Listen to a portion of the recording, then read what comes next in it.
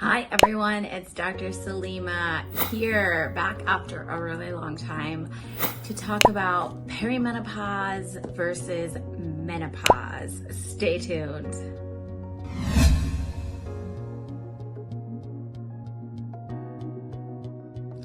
All right, it's Dr. Salima here, board certified allergist, immunologist, internist, mommy to four. Going through a little bit of perimenopause. And so I just realized there is just not a lot of stuff out there. There is more so now than I think there was a decade ago, but so much more to be learned. So today's episode, I'm going to talk about perimenopause versus menopause. What's the definition? What's the duration? And what's the damage? All right, so definition. Perimenopause is a transitional period, okay, where your estrogen and progesterone hormones are declining, but they're not like suddenly gone. It's a slow, gradual decline.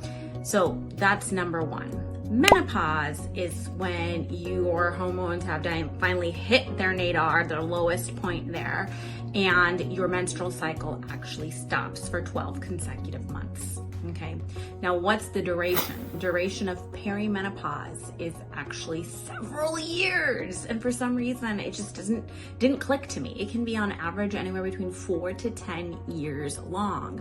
So when you hit 40, you can technically be in perimenopause for about a decade, which is mind-boggling to me.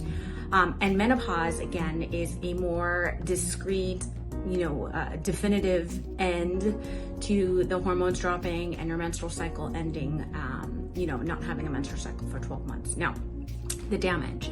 The damage is basically, what are the symptoms? So perimenopause, as your hormones are slowly calming down, the estrogen and the progesterone, you're gonna have a range of feelings, from sleep disturbances to mood swings to bloating to, agitation, a decrease in patience. Irregular menses is number one, right? You might get your period one day and then 1 month and not the next.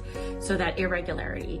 And again, menopause is when you're completely done with the perimenopausal period and you actually have no more menses for 12 months. Now with that, you also have to remember you can get more vaginal dryness, you can have increased cardiovascular risk, and obviously osteoporosis as well.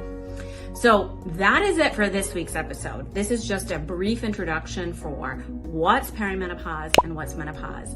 Next week, I'm going to dive a little bit deeper into the perimenopause symptoms, because I'm going through it right now, and what can be done.